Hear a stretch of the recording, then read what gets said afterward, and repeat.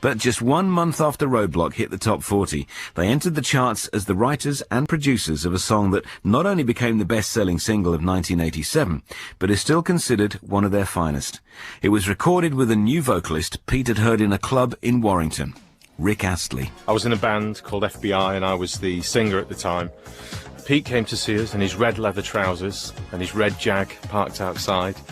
And he was what you would consider to be the London producer to look like and everything. We didn't really know what to make of him or the whole situation. But we were kids and the idea of getting up and just performing didn't really faze us because we weren't really frightened of failure, if you know what I mean. It was just kind of like, well, we're doing this because we want to do it. And the fact that obviously we had this producer had come to listen to us and what have you, been dragged up there kind of thing, was a bit odd, but we just kind of went for it. Pete decided that he liked my voice but didn't really like the band and didn't like the idea of me being in a band. He said, look, I want to bring the kid down to London and talk to him about it all and everything. And I kind of said no at first, which might sound brave now, but at the time it just seemed logical. It's just, I don't want to be on my own and be a solo artist. I wanted to be in the band.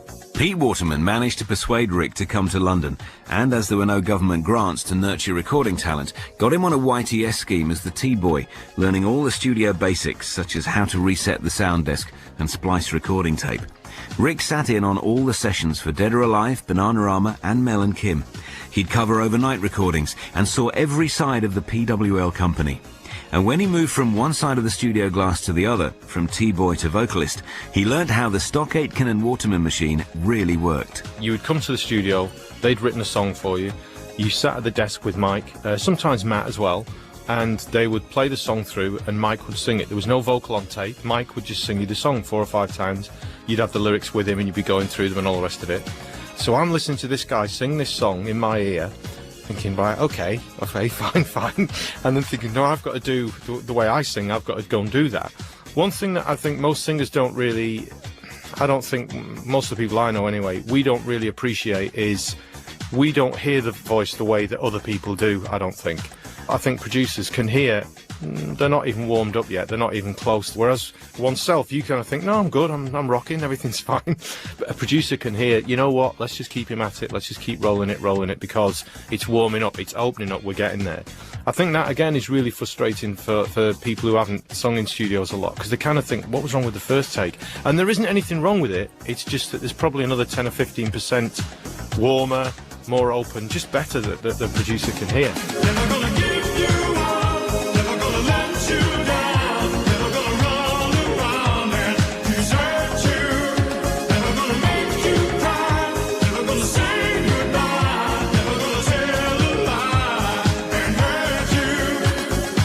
Rick Astley's voice was not a questionable factor. It was very soulful, but it did cause a problem for his first single, Never Gonna Give You Up.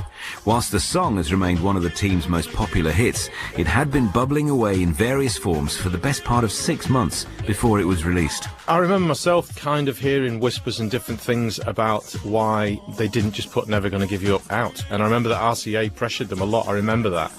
And they weren't ready to release it because they didn't think it was right. And I really liked it, I really loved it. When I kind of did the vocal, I remember the programming for it was totally different, the bass line was totally different. It sounded more real, it was more realistic instruments. None of the instruments were real, but it sounded more real. They did it all on a thing called a Fairlight, which obviously was at the time the most expensive bit of kit you can possibly buy. That had fantastic sounds in it, and you could make things sound like real drummers, and because they were real drummers and real bass players that they'd been recorded and stuck in this machine. You could get it to spit it out however you wanted it, kind of thing. Mike Stock. We knew we had a song, and we knew we had a singer. After Rick had sung it, it was obvious, great powerful voice. The difficulty for us was that we didn't want him to sound like Mel and Kim or Bananarama or Dead or Alive. So Matt and I were always on the search, when we got the song down, of the suit of clothes, if you like, that suited or typified the singer we were working with and made it stand out from the rest. I think we probably worked longest on that track than any other of the pop hits that we had, just to find something that we thought sounded a bit different.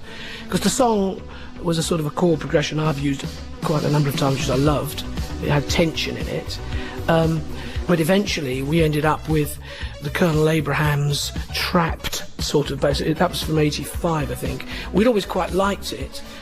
It's not the same notes and it's not the same anything else, it's just it has the same driving impulse behind it, which was not standard fodder for Stock Aitken and Waterman at the time. The first time I heard the version that became the actual version for Never Gonna Give You Up, I was a bit freaked out because they kind of they'd simplified it and they'd made it more in your face, basically. I'd heard as well, because one of my best friends was one of the engineers there. I knew that a lot of talking had been going on about my voice, and I think I also took it the fact that I looked about 12, but perhaps sang, as they described it, like a black guy from Louisiana or what have you. They were a bit worried about that as well, but obviously it was more probably to do with the actual sonic sound of how my voice fitted into the record. It's a bit odd, really, to look back at certain things like that, because the way they used to work was so fast and so quick that it's a bit odd to think that in a way it almost took them 6 months to come up with the right formula for really believing that they could have a hit with that record. I'm sort of grateful that they did, because they very easily could have just binned it and just sort of said, look, let's not bother, let's write something else. And to be fair, that record started my career, and if I'm ever stopped in the street, that's the one somebody remembers, you know, so I'm really glad that they persevered with it and got it right.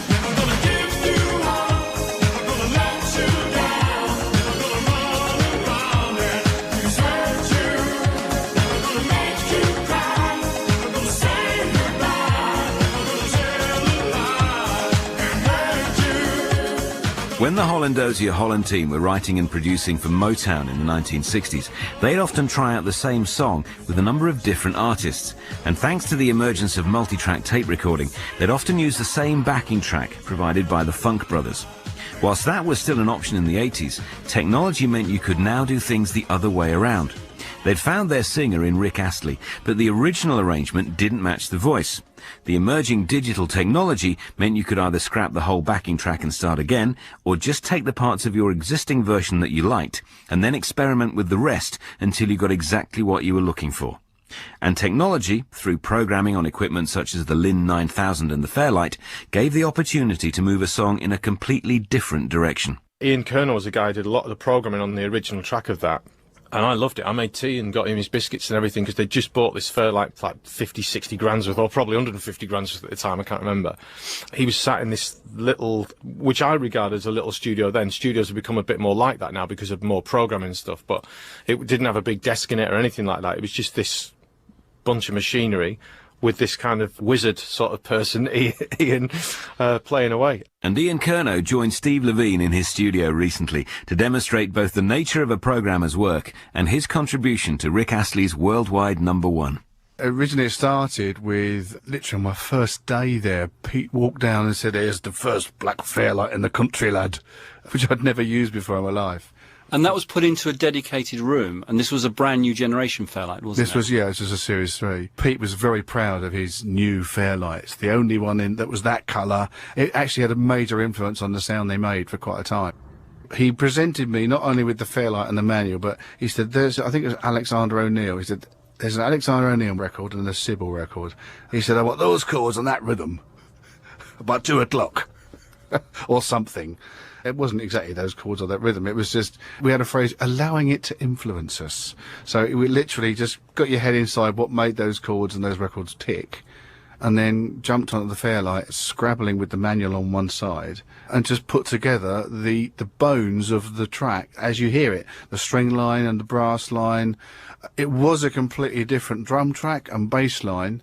Printed it onto multi-track, went upstairs, and then they stripped away the backing effectively once they'd written the song on top, and replaced the rhythm track and the bass and various other elements. But the brass and the strings remained, but the rest was what they did to it, effectively, using things like the bass line from Colonel Abrahams, which put a completely different slant on the record and made it what it was. It's because this new generation of Fairlight was quite a lot more powerful than the previous generations, both sonically better, and it had a big, large, extensive library, and part of that library was this famous string library that it had, and you used those quite a lot, and those became almost trademark PWL sounds, didn't they? The strings certainly did, I think. I'm going to give you an example here, as we used on the Rick record. Okay, here it is in 1 octave. But on the record, it was actually done in 2 octaves together, as you're going to hear here.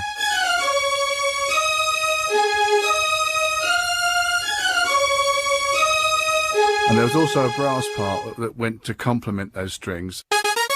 That was the first riff, and here's the second riff, which happens at bars sort of 4 and 8 in the chorus. And put it together, it sounds like this.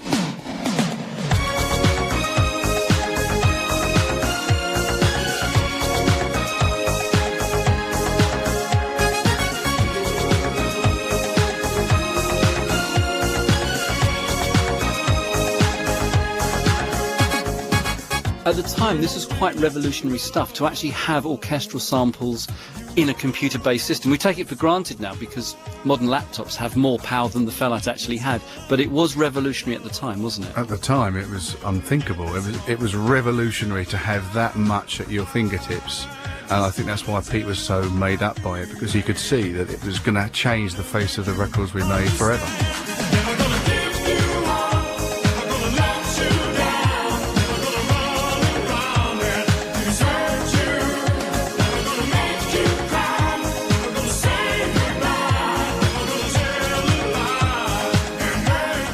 Never Gonna Give You Up reverberated right around the world.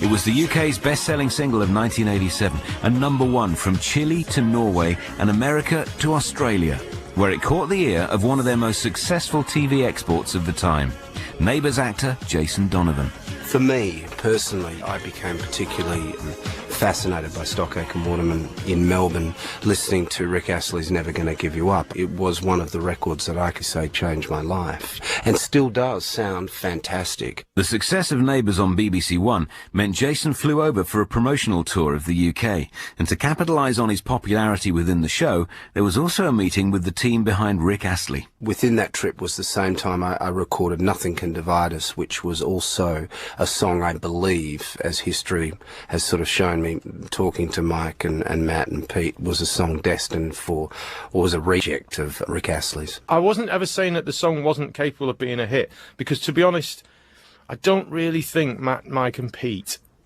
as I remember it, I don't think they ever wrote anything that wasn't a hit, because to be honest, I don't think they ever got to that point, because they would just scrap it, but they'd scrap it within 3.5 minutes, you know. There you go, subliminal kind of thing there, 3.5 minutes. They'd be sat down and they'd be doing something and they'd go, nah, rubbish. And when they knew they had something, they persevered with it and they made it into a record that was a hit. I wasn't kind of being the big ol' I am, I've been to America, look at me, I know what I'm talking about. It just didn't feel right to me. It just didn't feel that that's the next record I want to put out. And on the one hand, people can say, well, you should have kept your mouth shut, because it was a big hit for Jason, obviously. But also, in fairness, I also think Jason was at such a peak in his popularity and everything. He's obviously going to have a big hit with almost anything. If it's got a catchy tune like it had, he's going to have a hit with it.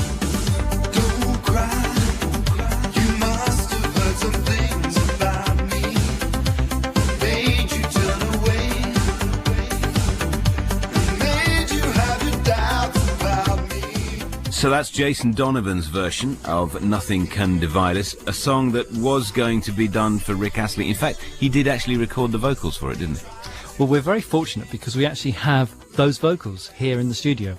So first of all, let me play Rick's solo vocal. You can put your faith in me, I would never set you free. Hold your head up high and let everybody see. With love to guide us, nothing can divide us. Now, the other trick that they used to use in the PWL studio was this very lush female vocal sound, which was Mae McKenna and Miriam Stockley on most of the records.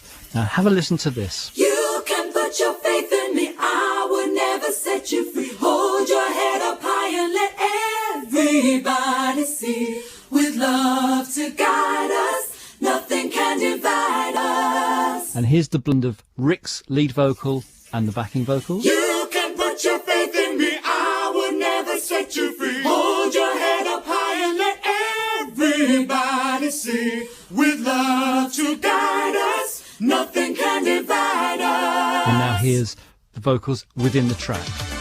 You can put your faith in me, I would never set you free. Hold your head up high and let everybody see. With love to guide us, nothing can divide us. What's also quite interesting is that these are the very same female backing vocals that are on Jason's actual finished record. So if I move along to the bridge section of the song, you can hear those female oohs and ahs that are backing Jason's lead vocal.